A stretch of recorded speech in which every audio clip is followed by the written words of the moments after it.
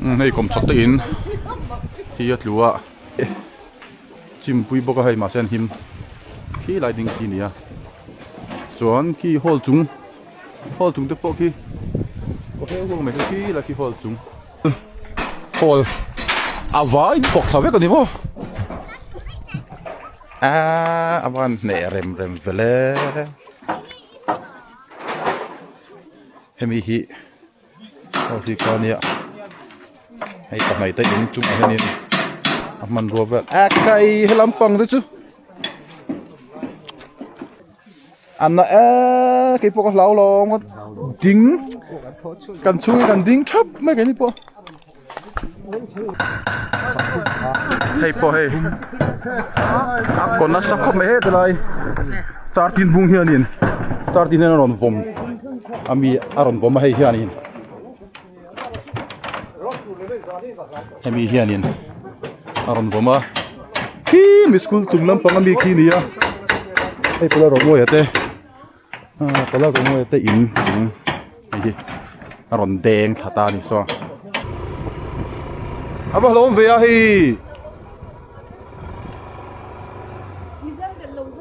aba nei thak le mai nia tizem del lo chia chia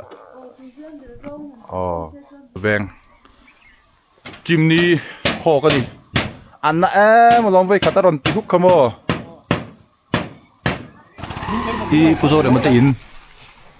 khania so brick te po chimon bang hemi the tianga an bel hi aya a thuai bung ve ka ni hi alen te reng nen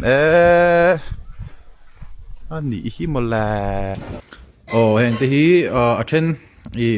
vokin chung hok te chu tama ma se kan tilang seng lawang heng te po chan chu theno ma chiat to kanam wang khan kan kalkol man lova heng ho te hi puzore ma te in ni china video kan mu kha ni chung na ma tanga alan dan ni ya khu an brick te po khu bunga apia thing pathum lian pui po a thoi bung boka chon hei hi tawarna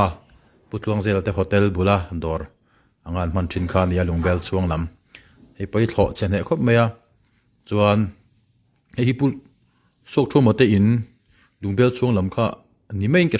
ka se sual em hei po athlo na sakhop meya chon hei puma dinga middle school chu headmaster te in khan ya lungbel chuang thawan ya hei athlo dar ne khop me hei po hi ki achum tenen athlo a hi kin hi chawani kan tlan kwal vek man lova chon high school chung te po office chung te po chia o man tiam ase kan en man lova tunami hi puzoma school veng te in chungania hei po a mo lampang hi hok sak ve bokani